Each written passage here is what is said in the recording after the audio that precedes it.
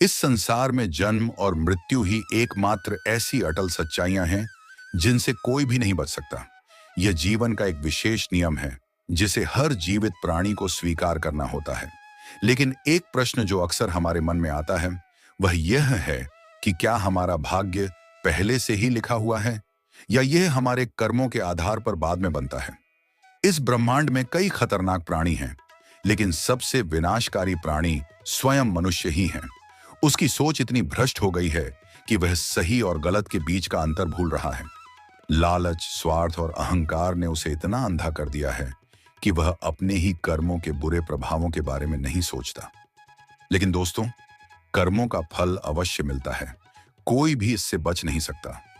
आज की कहानी में हम इस विषय पर गहराई से चर्चा करेंगे और आपको बताएंगे कि कैसे हम सही सोच और सकारात्मक कर्मों के माध्यम से अपने जीवन को बदल सकते हैं। यदि आप भी जीवन में समस्याओं से जूझ रहे हैं, अगर आप पहली बार हमारे चैनल पर आए हैं तो कृपया इसे सब्सक्राइब करें और बेल आइकन को दबाएं ताकि आप कोई भी महत्वपूर्ण अपडेट मिस न करें।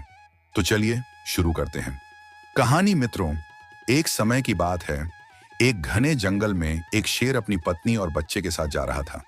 जंगल में सन्नाटा था, लेकिन तभी उसने एक विशाल वृक्ष के नीचे एक बूढ़े आदमी और एक बूढ़ी औरत को बैठे देखा। उनकी हालत बहुत दयनीय थी। उनके शरीर पर गहरे घाव थे जिनसे लगातार खून बह रहा था। वे दर्द से कराह रहे थे, लेकिन कोई भी उनकी मदद के लिए आगे नहीं आ रहा था। ऐसा लग रहा था जैसे वे किसी भयानक पाप की सजा भुगत रहे हों। तभी जब शेर के बच्चे ने उन दोनों के घावों से खून बहता देखा तो उसने उत्सुकता से अपने पिता से कहा, पिताजी, अब तक हमने केवल जानवरों का मांस खाया है, लेकिन कभी भी इंसानी मांस नहीं चखा है। क्या आप हमें आज उनका मांस खाने की अनुमति देंगे? दोस्तों, शेर ने गंभीर स्वर में उत्तर दिया, बेटा, हमें उस भोजन से संतुष्ट रहना चाहिए जो हमारे लिए उपयुक्त है। अधिक लालची होना अंततः हमारे लिए हानिकारक है। इंसानी मांस अब खाने योग्य नहीं है। तब शेर के बच्चे ने आश्चर्य से पूछा, पिताजी, ऐसा क्यों है? इंसानी मांस खाने में क्या गलत है? शेर ने गहरी सांस ली और कहा, बेटा, मनुष्य अपने कर्मों के कारण इतना नीचे गिर गया है कि उसका शरीर अब पापों और बुराइयों से भर गया है। यह प्राणी लालच, ईर्ष्या, धोखे और क्रूरता से भरा हुआ है और अब किसी के खाने लायक नहीं रहा। यह सोचकर भी दुख होता है कि जिसे सबसे बुद्धिमान और सबसे अच्छा कहा जाता था, वह सबसे ज्यादा गिर गया है। शेर के बच्चे की जिज्ञासा और बढ़ गई। उसने अनुरोध किया, पिताजी, कृपया हमें बताएं कि ये दोनों कौन हैं और वे ऐसी स्थिति में क्यों आ गए। तब शेर मुस्कुराया और अपने बेटे की ओर देखते हुए कहा, ठीक है बेटा, मैं तुम्हें इन दोनों की कहानी बताता हूं। जब तुम उनके कर्मों के बारे में जानोगे तो तुम इंसानी मांस खाने के बारे में सोचोगे भी नहीं। यह कहते हुए शेर एक पेड़ के नीचे बैठ गया और अपनी पत्नी और बच्चे को कहानी सुनाने लगा। दोस्तों, वह कहता है, यह कहानी उसी आदमी और औरत की है जो अब पेड़ के नीचे कोढ़ी बनकर बैठे हैं। एक समय था जब ये दोनों एक समृद्ध राज्य के राजा और रानी थे। इस आदमी की पहली पत्नी स्वर्ग प्राप्त कर चुकी थी, जिससे वह बहुत प्यार करता था। राजा और रानी का आपसी लगाव बहुत गहरा था। उनके राज्य में समृद्धि थी और लोग भी अपने राजा का सम्मान करते थे। राजा भी निस्वार्थ भाव से अपनी प्रजा की सेवा करता था, जिसके कारण राज्य में किसी को कोई दुख नहीं था और इस तरह समय खुशी खुशी बीत रहा था। कुछ समय बाद रानी ने एक बेटी को जन्म दिया, लेकिन दुर्भाग्य से वह इस दुनिया को छोड़ गई। राजा इस सदमे से टूट गया और उसके मन में यह बात बैठ गई कि उसकी नवजात बेटी उसकी प्रिय रानी की मृत्यु का कारण है। क्योंकि राजा अपनी पत्नी से बहुत प्यार करता था, उसका दुख असहनीय था। धीरे धीरे राजा की मानसिक स्थिति बिगड़ने लगी। उसे लगने लगा कि उसकी बेटी के जन्म ने उसकी खुशियां छीन ली हैं। इस विचार ने उसे अपनी बेटी से दूर कर दिया। उसने न तो उसकी ओर देखा और न ही उससे प्यार किया, बल्कि वह अपने दिल में उसे नफरत करने लगा और उसे अशुभ मानकर उसका नाम कुलक्षणी रख दिया। दोस्तों, राज्य के वरिष्ठ दरबारियों, रिश्तेदारों और मंत्रियों ने राजा को यह समझाने की बहुत कोशिश की कि उसकी बेटी किसी भी गलती की दोषी नहीं है, लेकिन राजा के हठ और मानसिक पीड़ा ने उसे तर्कहीन बना दिया था। राजा अपनी बेटी को अपनी दुर्भाग्य का कारण मानता था और उसने खुद को उससे पूरी तरह से दूर कर लिया। दोस्तों, समय के साथ राजा का मानसिक संतुलन बिगड़ता गया। अब उसका ध्यान शासन से हट गया था। न तो उसे राज्य के मामलों में दिलचस्पी थी और न ही उसे अपनी प्रजा के कल्याण की परवाह थी। राजा की यह हालत देखकर उसके दरबारी मंत्री और परिवार के सदस्य चिंतित हो गए। उन्हें डर लगने लगा कि यदि राजा ऐसा ही रहा तो राज्य की व्यवस्था चरमरा जाएगी और प्रजा मुसीबत में पड़ जाएगी। पड़ोसी राज्यों के शासक इस अवसर का लाभ उठाकर हमला कर सकते हैं, जिससे राज्य का विनाश हो सकता है। इसी बीच एक महात्मा राज्य में आए। उन्होंने राजा को चेतावनी देने की बहुत कोशिश की, लेकिन राजा अपने हठ पर अड़ा रहा। दूसरी ओर मासूम राजकुमारी अक्सर अकेली बैठकर रोती रहती थी। उसके पालन पोषण की जिम्मेदारी केवल दासियों पर थी। उसे कभी भी अपने पिता का प्यार नहीं मिला। महल के बुजुर्ग मंत्री और रिश्तेदार ये सोचकर चिंतित थे कि यदि राजा की हालत ऐसी ही रही तो भविष्य में राज्य का क्या होगा। इसीलिए उन्होंने राजा को फिर से शादी करने का सुझाव दिया, ताकि वह अपनी पहली पत्नी की दुखद मृत्यु को भूल सके। साथ ही उसकी छोटी बेटी को भी एक मां की जरूरत थी, क्योंकि दासियां कब तक उसकी देखभाल कर सकती थीं। राजा को यह प्रस्ताव उचित लगा और कुछ समय बाद उसने फिर से शादी कर ली। अब एक नई रानी महल में आ चुकी थी, लेकिन जब राजा खुद अपनी पहली पत्नी का, फिर राजकुमारी कैसे? यदि उसने अपनी बेटी से प्यार नहीं किया तो अपनी नई रानी से क्या उम्मीद की जा सकती थी। धीरे धीरे उसने भी लड़की से दूरी बना ली और उसे अपनाने के बजाय उसे नफरत करने लगी। दोस्तों, समय बीतता गया और राजकुमारी अब 1 साल की हो गई थी। जब वह अपने छोटे छोटे पैरों से आंगन में चलती थी, तब भी राजा का दिल नहीं पिघलता था। वह अभी भी उसे तिरस्कार की नजरों से देखता था। दूसरी रानी उसकी उदासीनता का फायदा उठाने लगी। कुछ समय बाद राजा की दूसरी पत्नी गर्भवती हो गई। जब उसने एक बेटी को जन्म दिया तो राजा खुशी से भर गया। उसकी खुशी का कारण यह था कि इस बार उसकी पत्नी पूरी तरह से स्वस्थ थी, इसलिए उसने अपनी नवजात बेटी को शुभ मानना शुरू कर दिया। महल में उत्सव का माहौल था। मिठाइयां बांटी गईं, एक भव्य कार्यक्रम आयोजित किया गया और लड़की का नामकरण किया गया। राजा ने उसका नाम सत्यवती रखा। अब सत्यवती और कुलक्षणी एक साथ बढ़ने लगी, लेकिन उनके साथ किए जाने वाले व्यवहार में बहुत अंतर था। राजा और रानी सत्यवती से बहुत प्यार करते थे, लेकिन कुलक्षणी के प्रति उनका रवैया कठोर और उपेक्षापूर्ण था। समय का पहिया आगे बढ़ता रहा। सत्यवती को एक राजकुमारी की तरह शिक्षित किया गया। उसकी हर सुख सुविधा का ध्यान रखा गया, लेकिन कुलक्षणी को भी शिक्षा से वंचित कर दिया गया। जब सत्यवती के कपड़े पुराने हो जाते थे तो वे पहनने के लिए कुलक्षणी को दे दिए जाते थे। पिता के प्यार की कमी के कारण किसी और ने उसकी परवाह नहीं की। अगर उसकी मां होती तो स्थिति अलग होती। दोस्तों, समय के साथ दोनों यौवन की उम्र में पहुंच गईं। वे एक जैसे दिखते थे, लेकिन उनके पालन पोषण में बहुत बड़ा अंतर था। सत्यवती का पालन पोषण शाही ठाट बाट में हुआ था, जबकि कुलक्षणी को हमेशा तिरस्कार का सामना करना पड़ता था। एक दिन रानी ने राजा से कहा, महाराज, लड़कियां अब विवाह योग्य हो गई हैं। अब हमें उनकी शादी की तैयारी करनी चाहिए। प्रिय दर्शकों, कुलक्षणी एक बहुत ही धार्मिक स्वभाव की लड़की थी। अपनी दिवंगत मां की तरह वह भी भगवान की भक्ति में डूबी रहती थी और प्रतिदिन पूजा करती थी। दूसरी ओर सत्यवती एक राजकुमारी होने पर गर्व करती थी। उसे इस बात पर गर्व था कि उसे दोनों माता पिता से बहुत प्यार मिला, जबकि कुलक्षणी को न तो पिता का प्यार मिला और न ही मां का स्नेह। कुलक्षणी स्वभाव से बहुत धैर्यवान और समझदार थी। उसकी सौतेली मां और सत्यवती कितनी भी कड़वी बातें क्यों न कहें, वह सब कुछ चुपचाप सुनती थी और किसी से शिकायत नहीं करती थी। महल में राजा और रानी को छोड़कर हर कोई उससे सहानुभूति रखता था, लेकिन सत्यवती और उसकी मां हमेशा उसका अपमान करते थे। राजा अपनी छोटी बेटी सत्यवती को देखकर बहुत खुश होता था, लेकिन कुलक्षणी की मात्र उपस्थिति से ही उसका चेहरा कठोर हो जाता था। वह उसे देखते ही अपना रास्ता बदल लेता था। कुलक्षणी को अपने पिता के प्यार की लालसा थी, लेकिन राजा ने महल में एक सख्त नियम बना रखा था कि जब वह वहां होगा तो कुलक्षणी उसके सामने नहीं आएगी। नौकरों को इस नियम का सख्ती से पालन करना पड़ता था। समय बीतता गया और दोनों लड़कियां विवाह योग्य हो गईं। भले ही राजा कुल लक्ष्मी से नफरत करता था, लेकिन उसे उसकी शादी भी करानी पड़ी। रानी ने राजा से कहा, महाराज, दोनों लड़कियां बड़ी हो गई हैं, उनके लिए एक उपयुक्त दूल्हा ढूंढा जाना चाहिए। राजा सहमत हो गया और कहा, हाँ रानी, अब शादी का समय आ गया है। कुलक्षणी जितनी जल्दी इस महल से चली जाएगी उतना ही अच्छा होगा। राजा के शब्दों से स्पष्ट था कि वह अपनी बड़ी बेटी से कितनी नफरत करता है। रानी पहले से ही कुल लक्ष्मी के प्रति कठोर थी। वह महल के सभी काम उससे करवाती थी। वह हमेशा चाहती थी कि वह दुखी रहे। उसने राजा से कहा, महाराज, क्यों ना पहले कुलक्ष्मी की शादी करवा दी जाए?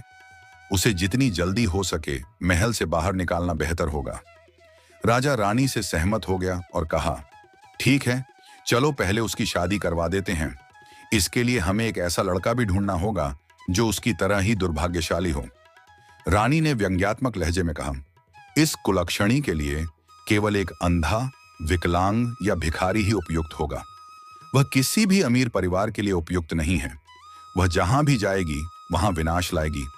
पहले उसने अपनी मां को खा लिया, अब कौन जानता है कि वह और क्या आपदाएं करेगी। राजा ने अपना सिर हिलाया और कहा, रानी, तुम बिल्कुल सही हो।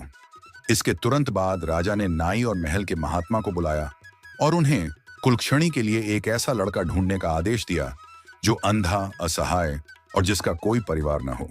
राजा की अनुमति मिलने के बाद नाई और महात्मा दूल्हे की तलाश में निकल पड़े। वे कई गांवों से होते हुए एक दूरस्थ बस्ती में पहुंचे। वहां एक मंदिर के बाहर उन्होंने एक बूढ़ी औरत को बैठे देखा। वह बहुत गरीब थी और अपने अंधे बेटे के साथ भीख मांगकर अपना जीवन यापन कर रही थी। उनका घर सिर्फ नाम का था, एक टूटी फूटी झोपड़ी जो बहुत दयनीय हालत में थी। जब नाई और महात्मा ने उस अंधे युवक को देखा तो वे बहुत खुश हुए, क्योंकि कई दिनों से उन्हें राजा जैसा दूल्हा नहीं मिल रहा था।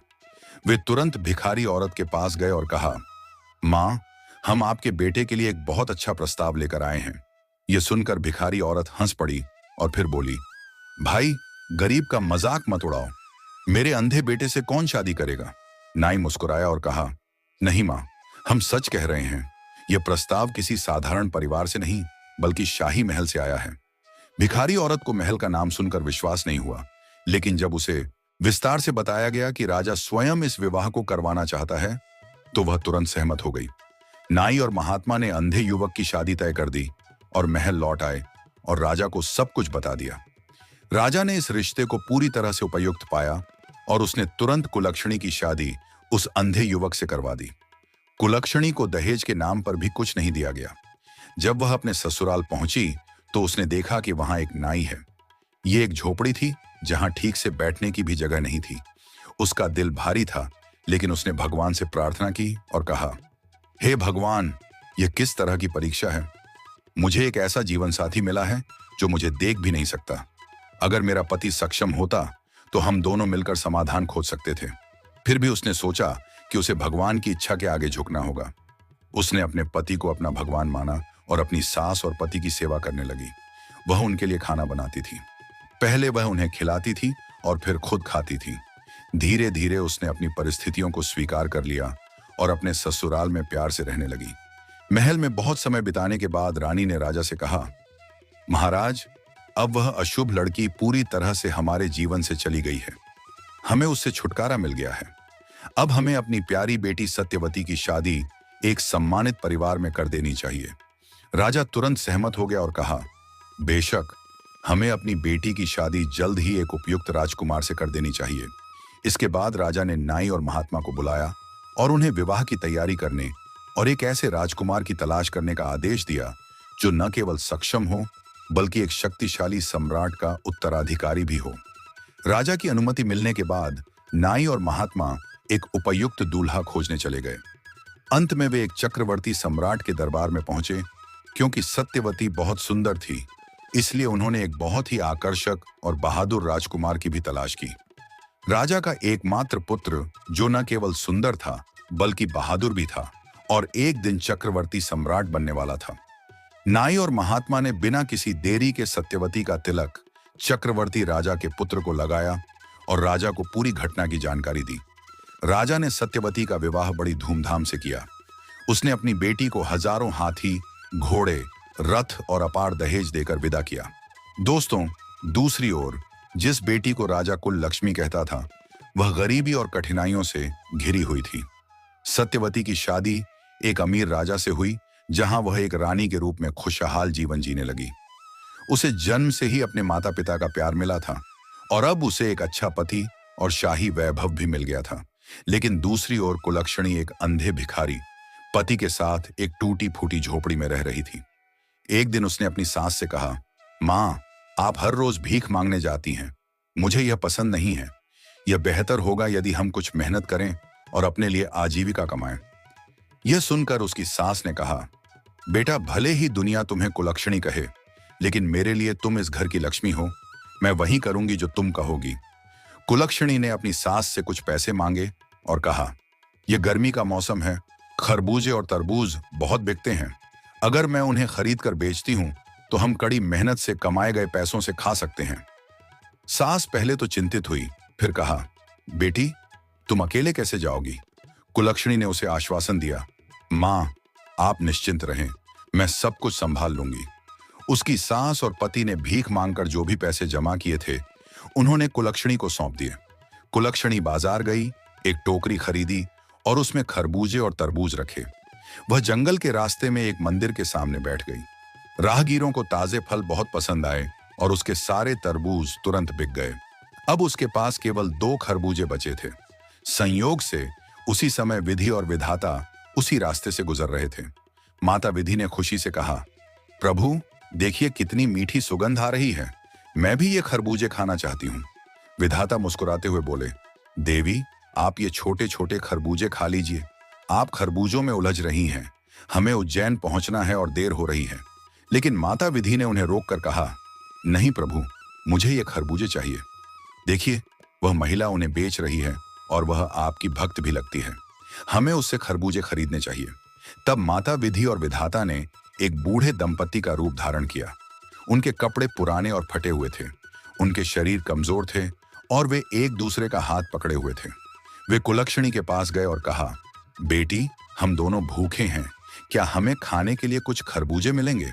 बूढ़े दंपति के ये शब्द सुनकर कुलक्षणी ने कहा, माँ, पहले आप बैठ जाइए। इतनी गर्मी है और धूप भी है। पहले थोड़ा पानी पिएं और फिर आराम से खरबूजे खाएं। उसने प्यार से बूढ़े लोगों को थोड़ा सा पानी दिया और उन्हें एक छायादार जगह पर बैठा दिया। फिर धीरे धीरे दोनों को एक एक करके खरबूजे दिए। भूख से परेशान दोनों बूढ़े लोगों ने बड़े चाव से खरबूजे खाना शुरू कर दिया। जब वे संतुष्ट हो गए तो माता विधि ने कहा, बेटी, हमारे पास तुम्हें देने के लिए पैसे नहीं हैं। हम गरीब हैं, हम तुम्हें कैसे चुका पाएंगे? कुलक्षणी ने मुस्कुराते हुए कहा, कोई बात नहीं माई, मैं आज खरबूजे बेचने आई थी और भगवान की कृपा से सब बिक गए। केवल ये 2 खरबूजे बचे थे जो आप दोनों ने खा लिए। इससे ज्यादा भाग्यशाली और क्या हो सकता है कि ये 2 फल किसी भूखे के पेट में चले गए। और माई, आपने मुझे बेटी कहा। मैं नहीं जानती कि कब से मैं ये शब्द सुनने के लिए तरस रही थी। मेरे अपने पिता ने भी कभी मुझे बेटी की तरह प्यार नहीं किया। माँ विधि ने प्यार से कहा, बेटी, मैं बहुत दूर से आई हूँ। मेरे पैरों में दर्द होने लगा है और थकान के कारण मुझे सांस लेने में भी तकलीफ हो रही है। कुलक्षणी तुरंत आगे बढ़ी और कहा, मुझे दीजिए माई, मैं आपके पैरों की मालिश करूंगी। यह कहते हुए उसने माँ विधि के पैरों की मालिश अपने हाथों से शुरू कर दी। एक हल्की ठंडी हवा चल रही थी, जिसके कारण माँ विधि गहरी नींद में सो गई। जब उसने देखा कि वह सो रही है, कुलक्षणी उन्हें धीरे से अपने पल्लू से पंखा करने लगी ताकि कोई मक्खी या मच्छर उन पर न बैठे और उनकी नींद में खलल न पड़े। विधाता भी वहीं पास में लेट गए। कुछ समय बाद जब माँ विधि ने अपनी आंखें खोली तो वह बहुत प्रसन्न हुई और कहा, बेटी, तुमने हमारी बहुत सेवा की। हमारे पास तुम्हें देने के लिए कुछ नहीं है। हम तुम्हें क्या दें?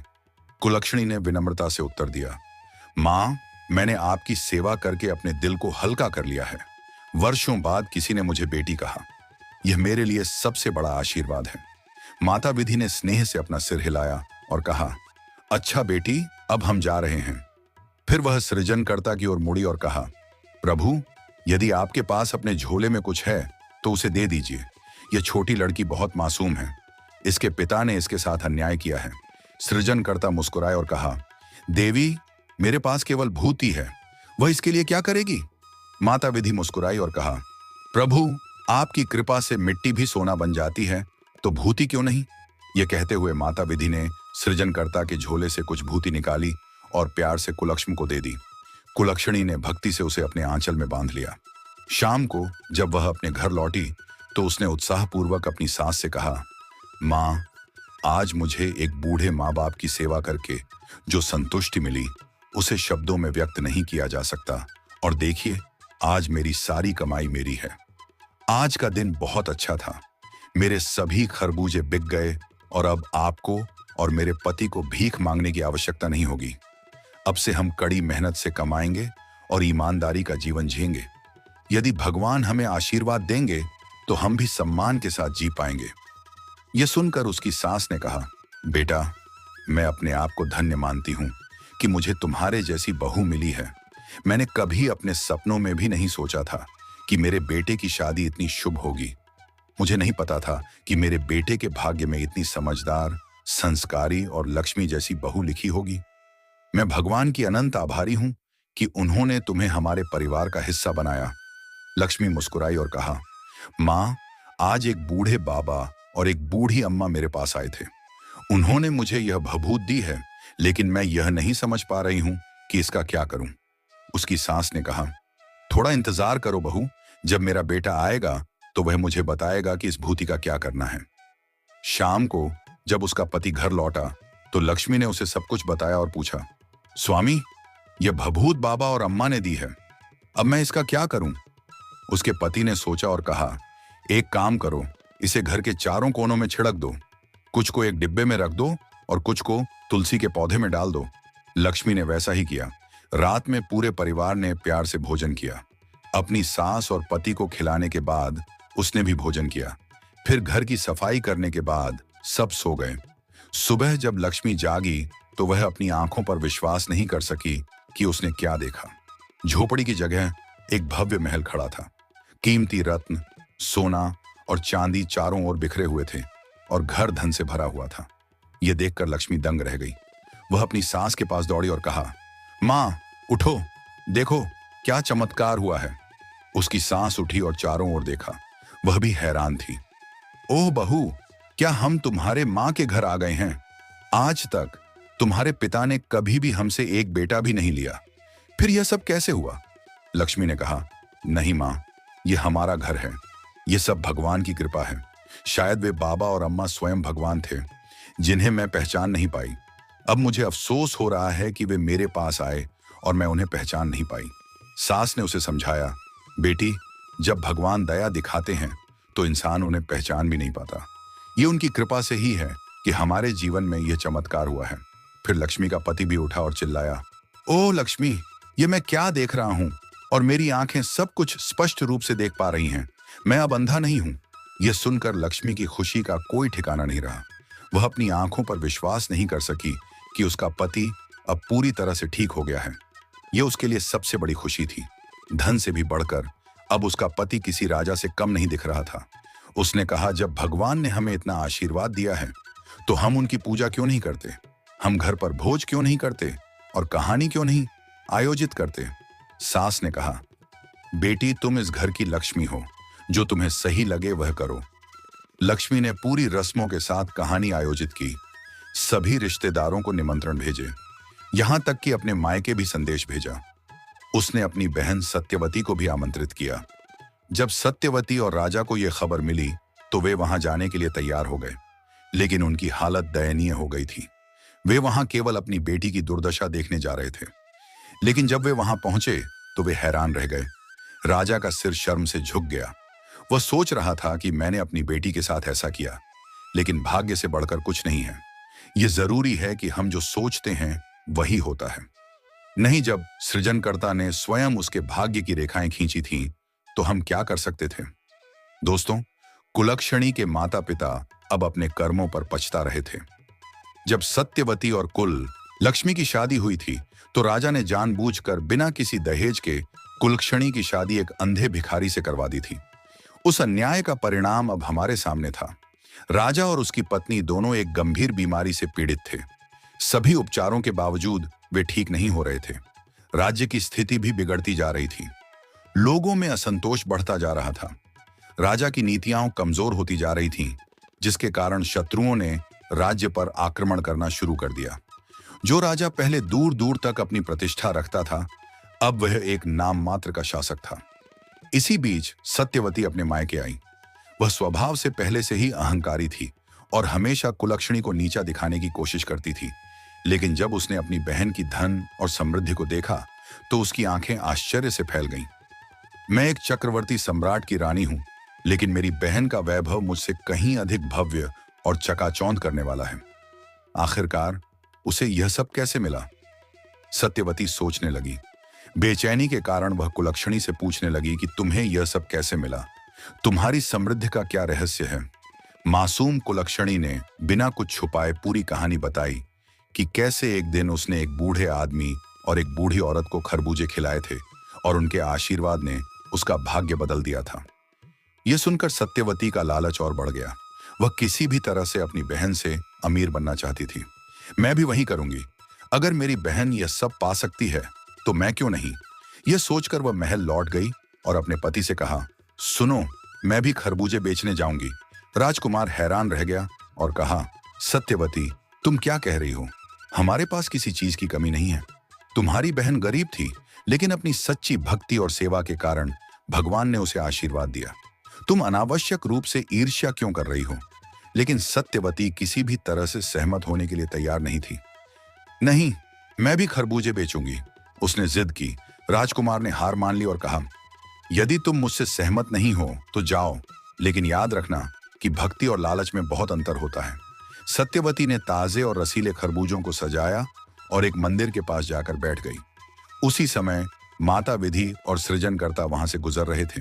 माता विधि ने खरबूजों की ओर देखा और खुशी से कहा, प्रभु, देखिए, आज खरबूजे बहुत मीठे और ताजे लग रहे हैं। बहुत गर्मी भी है, मैं उन्हें चखना चाहती हूँ। सृजनकर्ता ने समझाया, देवी, यह तुम्हारा मोह है। जो कुछ भी पहले हुआ वह सच्ची भक्ति का परिणाम था, लेकिन अब यहाँ लालच है। लेकिन माता विधि अपनी बातों पर अड़िग रही। नहीं प्रभु, मुझे खरबूजे खाने हैं। उसने फिर से एक बूढ़े आदमी और एक बूढ़ी औरत का रूप धारण किया और सत्यवती के पास पहुंची। संयोग से उस दिन सत्यवती का एक भी खरबूजा नहीं बिका। माता विधि ने उस पर दया भरी नजर डाली और कहा, बेटी, मैं बहुत भूखी हूं। मैं गर्मी के कारण मर रही हूं। मुझे प्यास भी बहुत लगी है। मुझे पीने के लिए थोड़ा पानी और खाने के लिए कुछ खरबूजा दो। बूढ़े दंपति ने हाथ जोड़कर याचना की, लेकिन सत्यवती ने गुस्से से कहा, यहां से चले जाओ। सुबह से एक भी खरबूजा नहीं बिका है और तुम्हारे जैसे भिखारी आकर भीख मांगने लगते हैं। माता विधि और सृजनकर्ता एक दूसरे की ओर देखकर मुस्कुराए और पास में बैठ गए। सत्यवती को इस बात पर बुरा लगा। उसने एक छड़ी उठाई और कहा, यहां से चले जाओ। तुम्हारी गंदी हालत देखकर कोई भी खरबूजे खरीदने नहीं आएगा। मैं यहां भगवान के लिए खरबूजे बेचने आई हूं, तुम्हारे लिए नहीं। उसने बूढ़े दंपति को एक भी खरबूजा नहीं दिया। समय बीतता गया, लेकिन विधि और सृजनकर्ता वापस नहीं आए।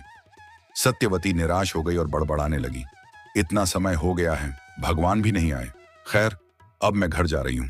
वह उठ गई और चलने लगी। तभी अचानक वह बूढ़ी औरत की ओर मुड़ी और कहा, मां, अगर तुम्हारे पास कुछ भूति है तो मुझे दे दो।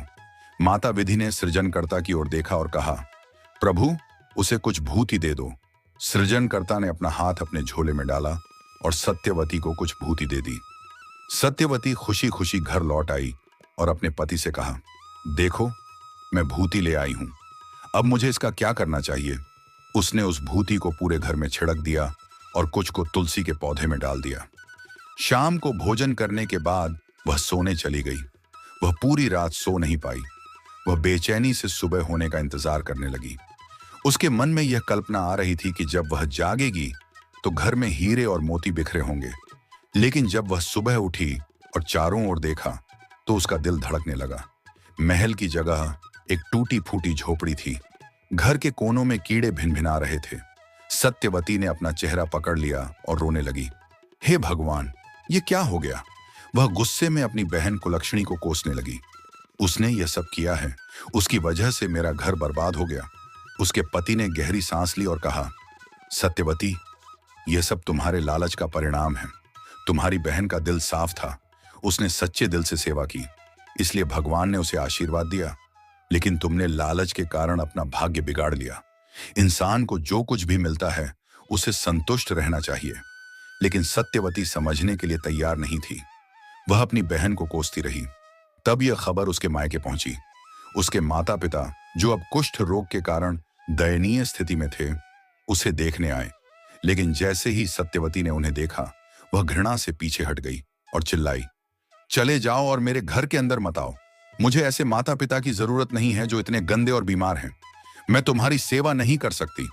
असहाय माता पिता ने अपनी बेटी की ओर आशा भरी नजरों से देखा, लेकिन सत्यवती ने उन्हें डांटा। जब कुलक्षणी को खबर मिली कि उसके माता पिता दर दर भटक रहे हैं और उसकी बहन सत्यवती का धन नष्ट हो गया है, तो उसने अपने पति के साथ अपनी बहन के घर जाने का फैसला किया। कुलक्षणी वहां पहुंची और अपनी बहन की दयनीय हालत देखकर व्याकुल हो गई। उसने अपनी आधी संपत्ति से सत्यवती के बर्बाद हो चुके महल का जीर्णोद्धार करवाया और अपने माता पिता को अपने घर ले जाने का फैसला किया। लेकिन भाग्य के नियम से कौन बच सकता है? माता पिता अब कुष्ठ रोग से पीड़ित थे। उनके पिछले कर्म इतने बुरे थे कि भगवान से प्रार्थना करने के बाद भी उन्हें ठीक नहीं किया जा सका। उन्होंने हाथ जोड़कर कहा, बेटी, अब हमें अपने कर्मों की सजा भुगतनी होगी, हमें माफ कर दो। ये कहते हुए उन्होंने अपनी बेटी के पैर छुए और वहां से चले गए। वे एक एकांत जगह पर बैठ गए और भगवान से प्रार्थना करने लगे और अपने किए गए पापों के लिए क्षमा मांगने लगे। लेकिन उनके शरीर से खून और मांस पिघलकर गिरने लगा। उनके कर्मों का फल इतना भयानक था कि कोई उसकी कल्पना भी नहीं कर सकता था। दवा उन्हें बचा नहीं सकी, इसलिए कुलक्षणी ने भी उन्हें अकेला छोड़ दिया। दोस्तों, अब उन्हें पूरी तरह से एहसास हो गया था कि जिस कुलक्षणी को वे अशुभ मानते थे, वह वास्तव में एक देवी का अवतार थी। वे पछतावे में डूबे हुए थे और भगवान से माफी मांगने लगे। लेकिन उनके पापों की गहराई इतनी ऊंची थी कि उन्हें कोई राहत नहीं मिली। इस तरह उन्होंने इसी जीवन में अपने कर्मों के परिणाम भुगतने शुरू कर दिए। इस कहानी को समाप्त करते हुए बाघ ने अपने बेटे से कहा, देखो बेटा, ये वही आदमी और औरत हैं जिनके बारे में मैंने तुम्हें बताया था। अब बताओ, क्या तुम अभी भी इंसानी मांस खाना चाहते हो? इस पर शेर के बेटे ने कहा, पिताजी, हमें माफ कर दीजिए। हमने अज्ञानतावश इंसानी मांस खाने की बात की थी। अब हम समझ गए हैं कि अगर इस धरती पर कोई सबसे भ्रष्ट और बुरा है तो वह इंसान है। वह सब कुछ मिलने के बाद भी अन्याय और पाप करता है। इसके बाद शेर अपने परिवार के साथ वहां से चला गया। दोस्तों, कुलक्षणी और सत्यवती की इस कहानी में दो बहनों के जीवन की प्रतिकूल परिस्थितियों को देखकर यह स्पष्ट है कि मनुष्य का भाग्य उसके कर्मों पर निर्भर करता है। सत्यवती ने अपने अहंकार, लालच और क्रूरता के कारण अपनी खुशी और समृद्धि खो दी, जबकि कुलक्षणी को अपनी सेवा, दया और ईमानदारी के काम के कारण देवी लक्ष्मी का आशीर्वाद मिला। इस तरह उन्होंने इसी जीवन में अपने कर्मों के परिणाम भुगतने शुरू कर दिए। अपने शरीर के सड़ने, कुष्ठ रोग की पीड़ा सहने और समाज से तिरस्कार मिलने के बावजूद उनके पापों का बोझ कम नहीं हुआ। उनके बुरे कर्मों ने उन्हें तबाह कर दिया था और अब वे एक भयानक अंत की ओर बढ़ रहे थे। इस कहानी को समाप्त करते हुए बाघ ने अपने बेटे से कहा, देखो बेटा, ये वही आदमी और औरत हैं जिनके बारे में मैंने तुम्हें बताया था। इन्होंने अपनी गलतियों से अपना जीवन बर्बाद कर लिया। अब बताओ, क्या तुम अभी भी इंसानी मांस खाना चाहते हो? क्या तुम उस श्रापित शरीर को खाना चाहते हो जो अन्याय, क्रूरता और पश्चाताप से भरा है? इस पर शेर के बेटे ने अपनी गलती का एहसास करते हुए कहा, पिताजी, हमें माफ कर दीजिए। हमने अज्ञानतावश इंसानी मांस खाने की बात की थी। अब हम समझ गए हैं कि अगर इस धरती पर कोई सबसे भ्रष्ट और बुरा है तो वह इंसान है। वह सब कुछ मिलने के बाद भी अन्याय और पाप करता है। वह अपने लोभ और अहंकार में अंधा होकर दूसरों को दुख पहुंचाता है। इसके बाद शेर अपने परिवार के साथ वहां से चला गया, उस घृणित दृश्य को पीछे छोड़ते हुए। दोस्तों, कुलक्षणी और सत्यवती की इस कहानी में दो बहनों के जीवन की विपरीत परिस्थितियों को देखकर यह स्पष्ट है कि मनुष्य का भाग्य उसके कर्मों पर निर्भर करता है। सत्यवती ने अपने अहंकार, लालच और क्रूरता के कारण अपनी खुशी और समृद्धि खो दी। उसने उन लोगों के प्रति निर्दयता दिखाई जो उसे प्यार और सम्मान दे सकते थे, और परिणाम स्वरूप उसे अपार दुख और निराशा का सामना करना पड़ा। जबकि कुलक्षणी को अपनी सेवा, दया और ईमानदारी के काम के कारण देवी लक्ष्मी का आशीर्वाद मिला। उसने विपरीत परिस्थितियों में भी अपना धैर्य बनाए रखा, दूसरों के प्रति दयालु रही और अपने कर्मों से सकारात्मक बदलाव लाने का प्रयास किया। प्रिय दर्शकों, इस कहानी से हमने यह महत्वपूर्ण सबक सीखा कि हम अपने कर्मों से अपने भविष्य को आकार दे सकते हैं। हम जो बोते हैं वही काटते हैं। हमारे कर्मों का परिणाम चाहे तुरंत न दिखे, लेकिन अंततः वे हमारे जीवन को प्रभावित करते हैं। जो माता पिता अपने बच्चों के साथ अन्याय करते हैं, उनका भी दुखद अंत होता है। वे अपने बच्चों के दिलों में दर्द और कड़वाहट बोते हैं और अंततः उन्हें अपने कर्मों का फल भुगतना पड़ता है। बुरे कर्मों का परिणाम हमेशा बुरा होता है।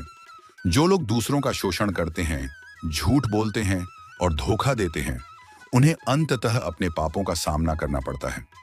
भाग्य का लेखा जोखा कभी नहीं मिलता, लेकिन परिणाम कर्मानुसार ही होता है। अच्छे कर्म करने वाला व्यक्ति देर सवेर सफलता, खुशी और शांति प्राप्त करता है, जबकि बुरे कर्म करने वाले व्यक्ति को अंततः अपने ही पापों के परिणाम भुगतने पड़ते हैं।